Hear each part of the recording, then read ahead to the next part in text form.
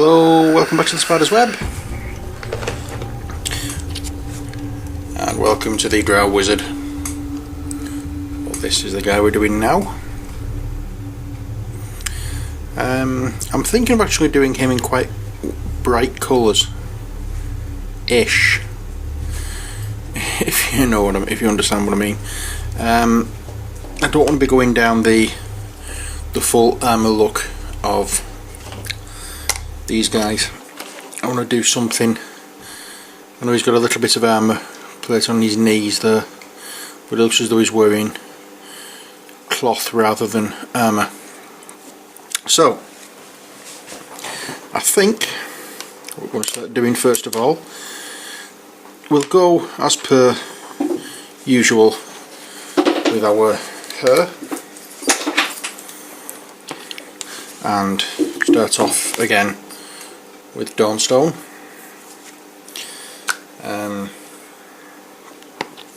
I may yet go back to the others and go over again with white, but we'll see how it goes. And that looks as though it's coming down there. I'm trying to work out whether that is actually his hair or it's a hood, because I can't see any markings at all on there. No, it is a hair because I can see it's tied there, tied like a pigtail.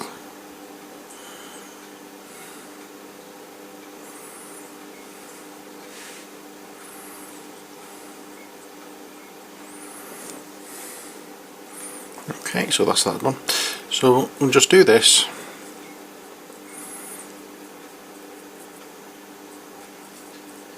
Doesn't look right for her though.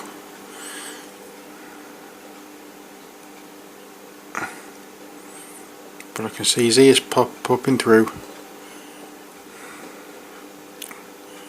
to the side. I think it was the assassin that was wearing a hood, not the wizard. So we'll stick with that. There we go. Now we'll take some more of this Dawnstone and pop it onto here, and we'll take our usual fang for highlighting his skin.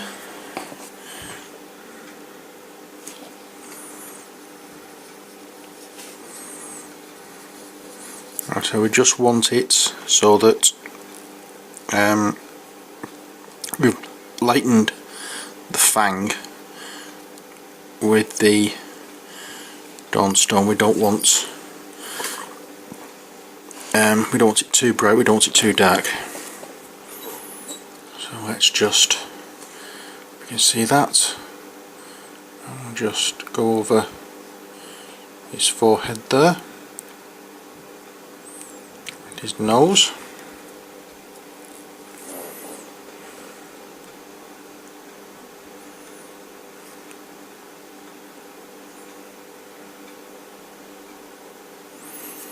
Let's just move this light round a touch.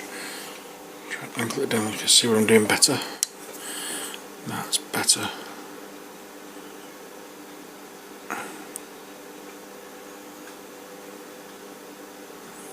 Unfortunately, it's not a very, it's not a brilliant mould.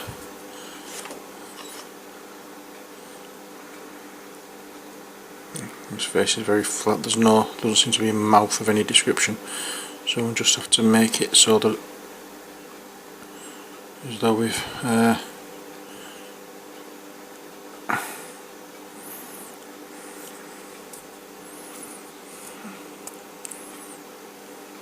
accounted for it as best as we can.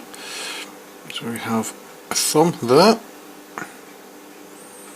the rest of his hand coming down, fingers, thumb, and we'll do similar over here, and that's it for his flesh.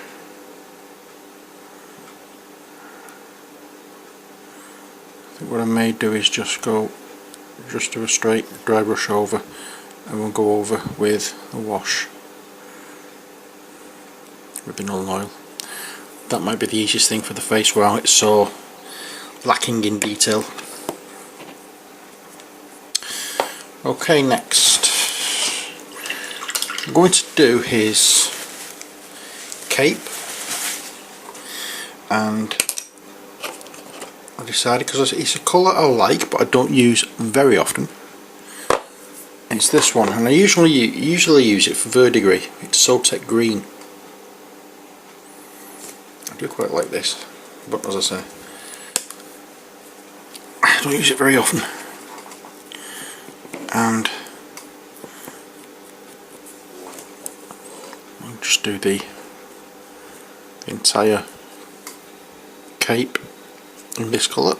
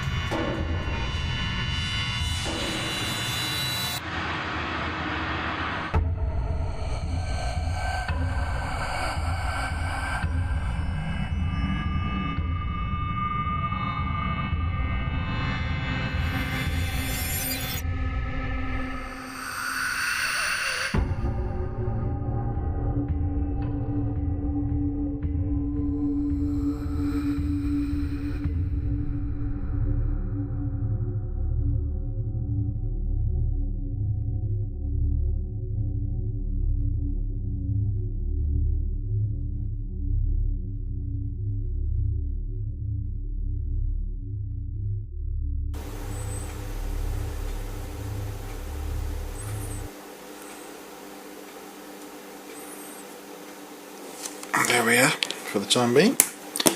Next we will do, I think we'll go into browns next. May not be a drowish colour, but I couldn't care less. Let's put two finer points in it.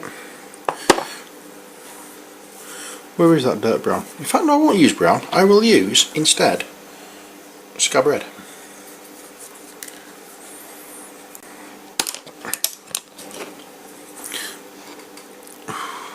What there's left of it.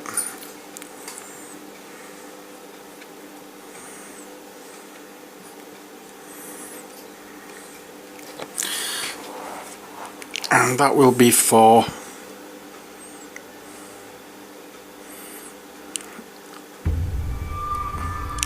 whatever kind of top it is wearing.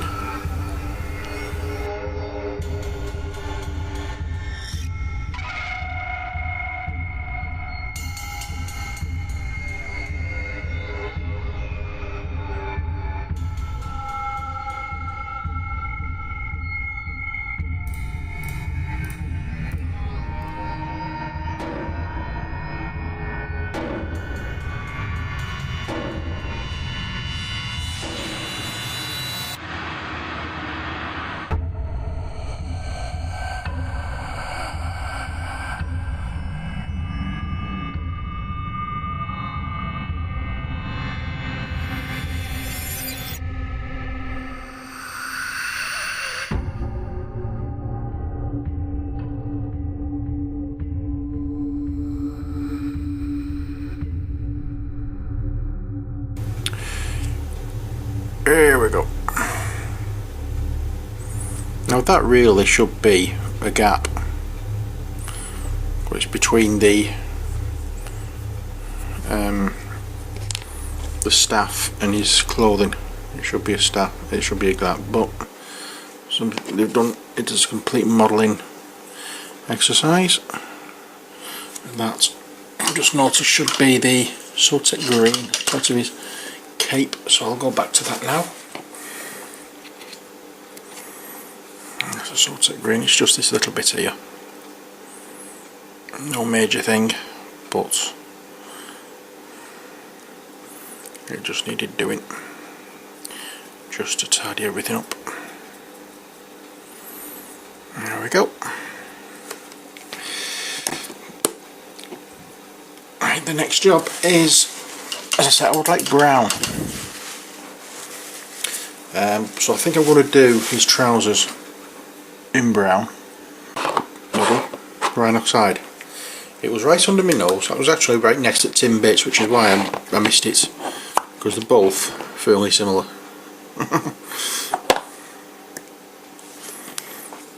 So I'll get the rhino side out. I'm going to do his trousers in the rhino side, and then highlight a little later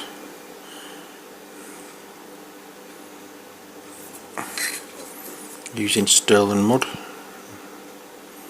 No, sorry, Steel Edge and Drab Sterling Mud's the paste stuff that I put on the base, isn't it? I'm getting myself all confusticated. Ooh. There we go. So that's the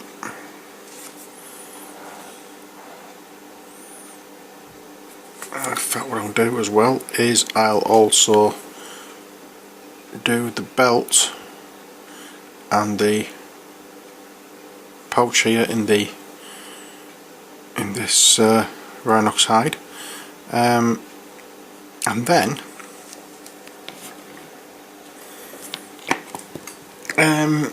I can highlight them as a completely different colour.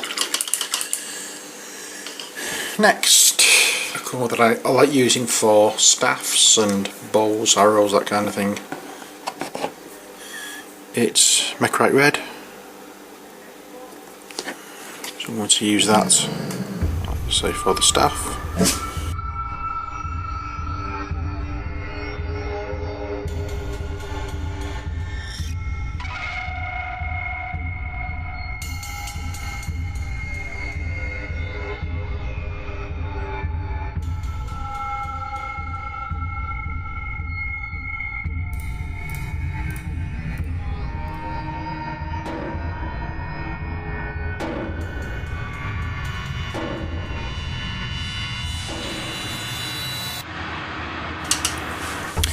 Next we have his boots. I think actually I'm going to keep them black.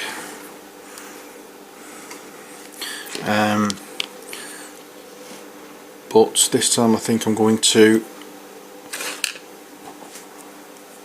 mix not the blue, not the fang and the grey, the dawnstone. I'm going to mix black with the fang for the boots. A bit on black, a bit more fang than touch more fang than black, and that gives a slightly darker look, and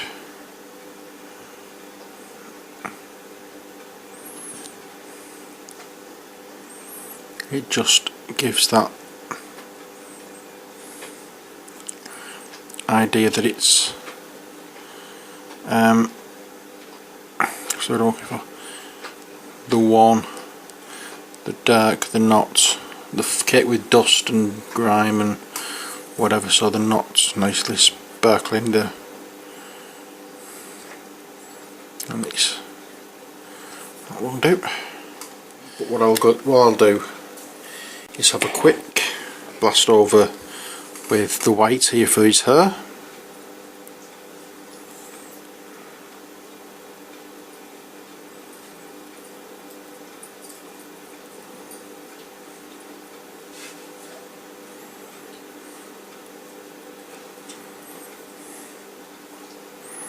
And once that's done,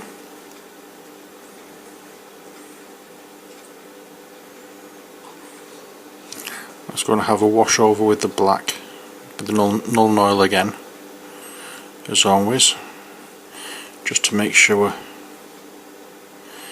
And while I'm waiting for that to dry, I'm going to go back to the previous models, and and just go over the hair again with the white.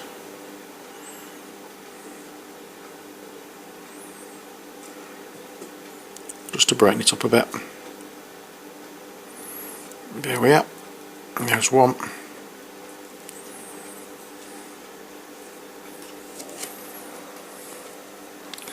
And here's the second.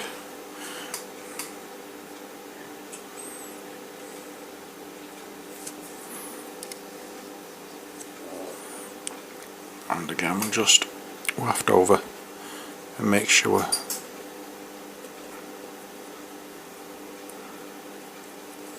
that she looks as though she has white hair rather than grey.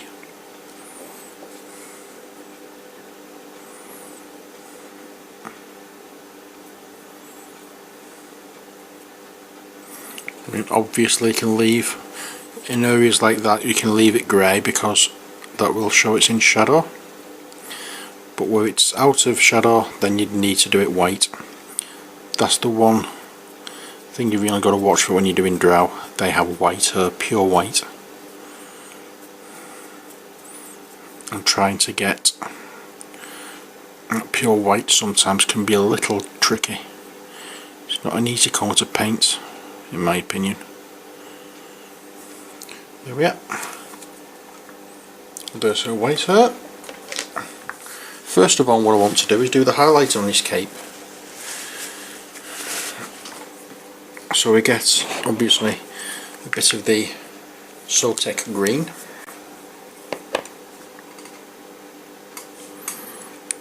And put that on our palette.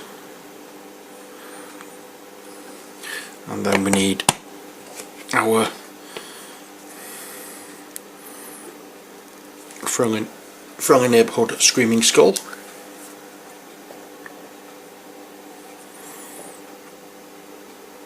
And I want quite a bit of that.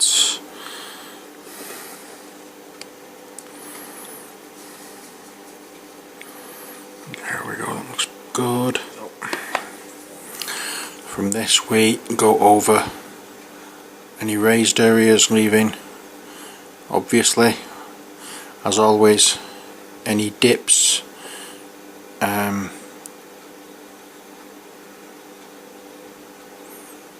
leave any dips dark.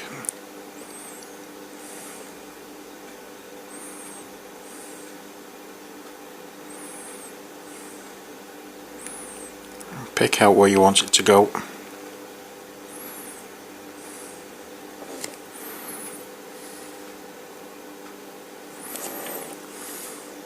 Just like that. It really is quite simple. Once you've had that bit of practice, it really is, really is. Would I lie to you?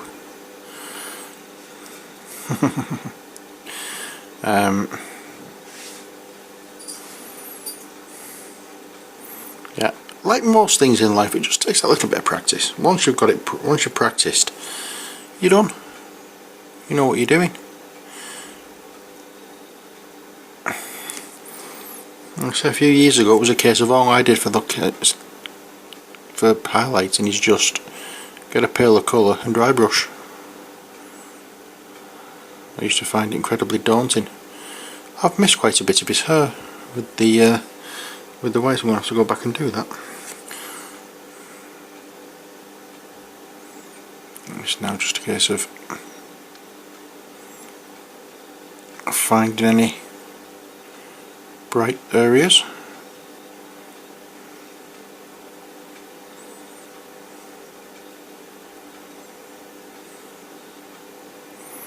It doesn't have to be spot on because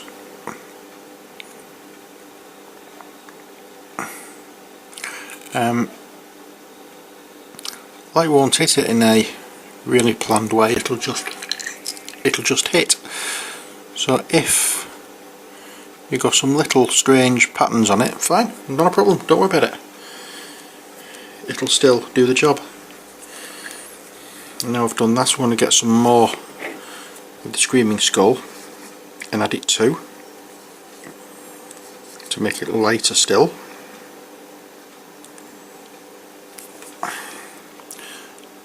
go. Oops. I've got clumsy fingers and an itchy nose today, and I don't know what to do for scratch my nose or pick up paint. Okay, so I'm going to change my brushes. I'm going to go to the fine detail brush. Got a little bit of water to my brush.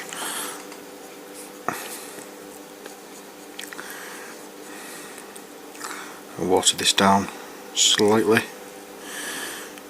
Don't forget, we want to find point, drag it through the paint and twist. And then we'll just add that extra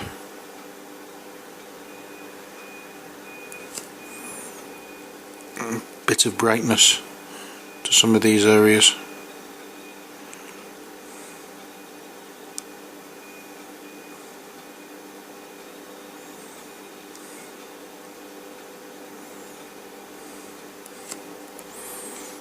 Right, so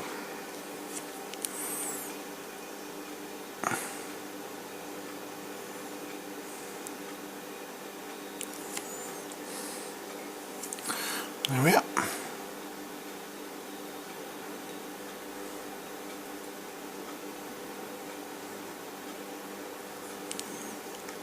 Just a little bit on the area down here.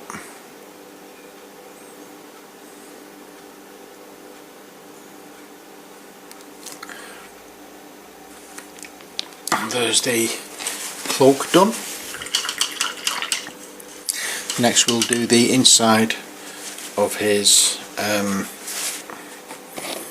cloak, I think. Do it the way we did with his boots, which will be just a little bit of black. We're not going to see much of this.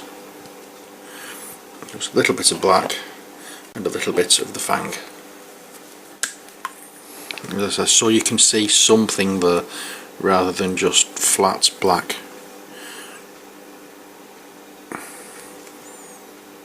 There we go. So it's not going to be really bright in your face, it's going to be quite dull.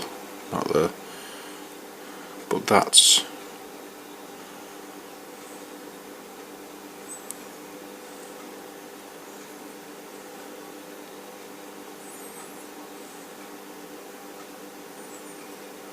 there we go. So it's just to break up on the black.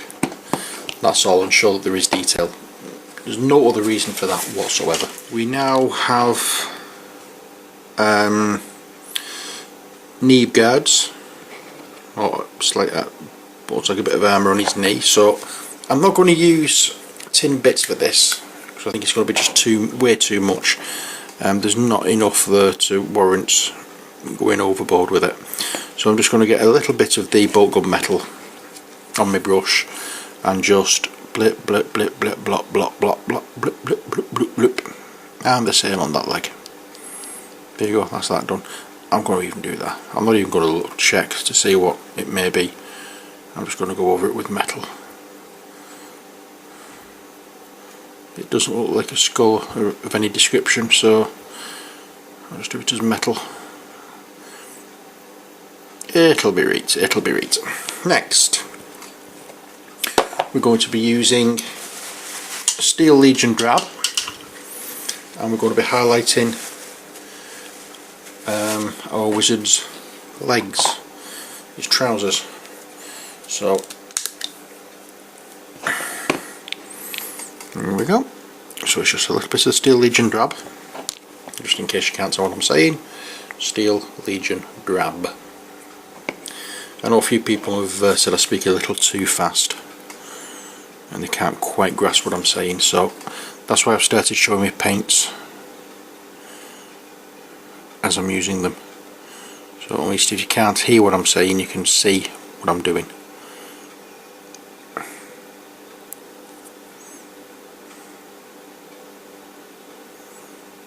There we go, and there's not much to the highlighting of these, it's just that little bit of a splodge here and there. Done. There you go.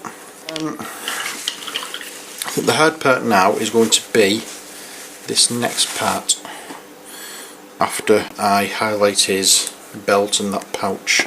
And I'm going to highlight the belt and the pouch by just mixing a little bit of the Rhinox hide with Screaming Skull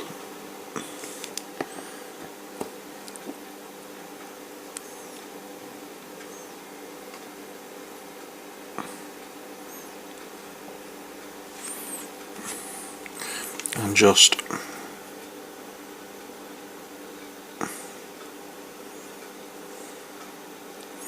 go over there and there. That's it, done.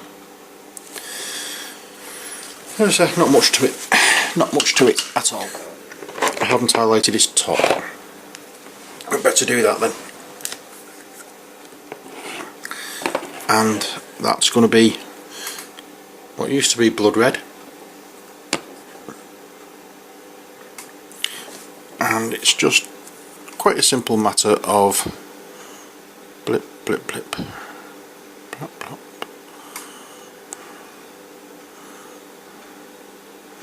There's nothing much here there's actually going to be in light. It's all, or from what I can gather, most of it looks as though it's going to be in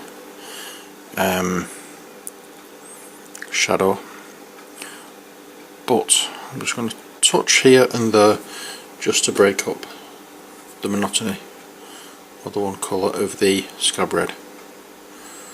There we are, and that's that done. And this is the bit that's going to be the hard part, because I've decided I'm going to use Flash Gits Yellow.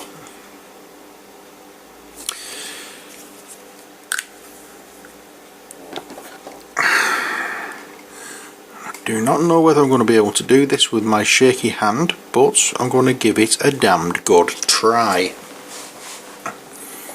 And it is quite simply a case of coming down here, slow and steady wins the race. Slow and steady wins the race. Don't be rushing this part.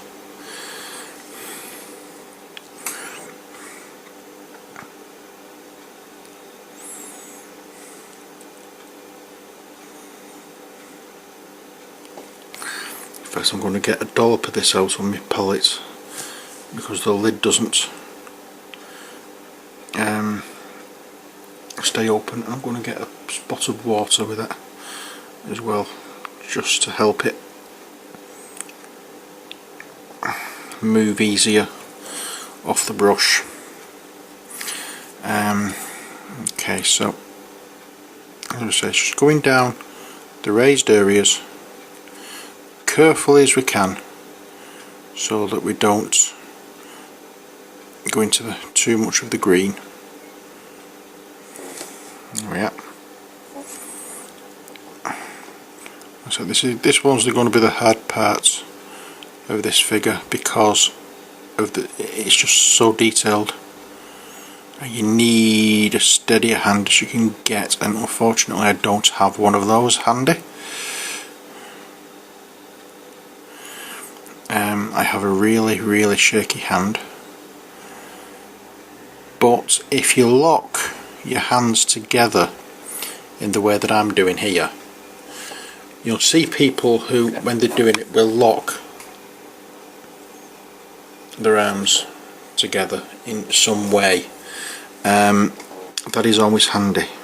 With using my fingers, I'm pressing with my little finger onto these two fingers, and then I'm pressing onto my little finger with that finger to try and steady myself.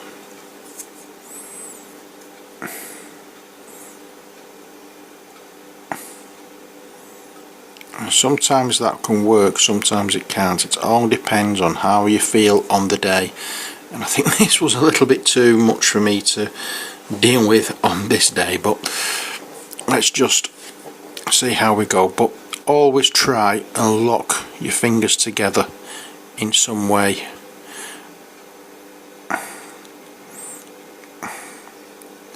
The There's a reason I don't do a lot of this detail work, and that's simply because after a while of holding things, my hands get incredibly sore. I can hardly hold this now.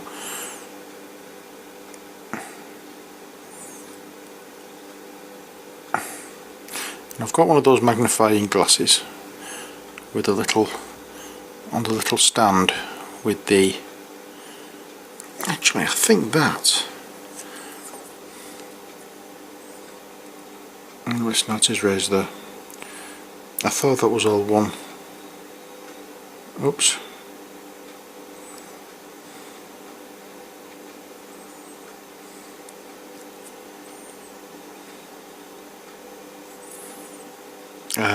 Yeah, what was I saying then? Oh yeah, I've got one of those magnifying glasses on the stand with the little clips. I can't use it. I can't seem to get to grips of looking at it through a magnifying glass. I just find it so difficult, so that's why I don't do it.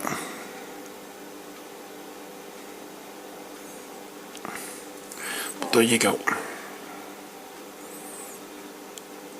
I should give you an idea. If you want to be really pedantic about this, you can always go back over, if you've got a good tip on your brush, which unfortunately I haven't, and try and touch in with the Sotek green we've gone over there.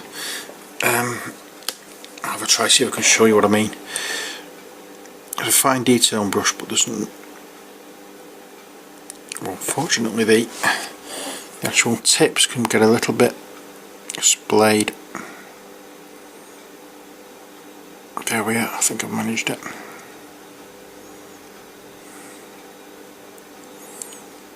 There we go. It's just a case of tidying up. You don't want to spend all this time painting figures and then leaving little shabby bits all over the place.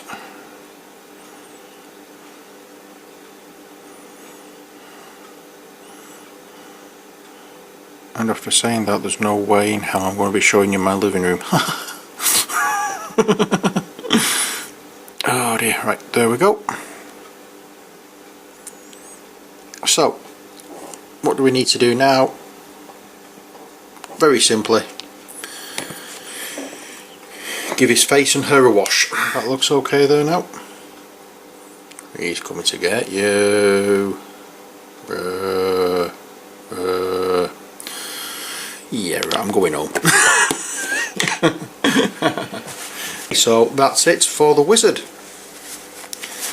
I'm not doing this part in the middle here because I said that's supposed to be not there. So I'm not painting something that's not supposed to be there. But the next time I come back, it will be the assassin. And I think the original photograph, or the original model of this, he had a one colour cloak and another colour hood. That's not going to happen with this. You're going to have a one colour hood, and there's going to be a lot of black with this. There's not going to be much in the line of colour, so we're just doing a lot of shading and highlighting for this character. So there you go. That's why I think that's why I'm glad it's saved till last, because it's something we can concentrate on, and hopefully we can do a good job of it. Okay, so until next time, take care, God bless, and bye for now.